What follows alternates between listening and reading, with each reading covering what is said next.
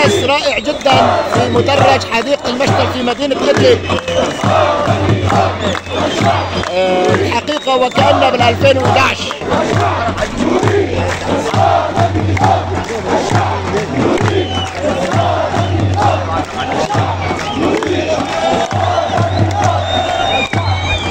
طبعا مدينة إدلب اليوم ضمن سلسلة مظاهرات، حوالي 35 مظاهرة بالشمال السوري المحرر، وأكثر من 20 مظاهرة في مدينة أو في محافظة درعا والسويداء.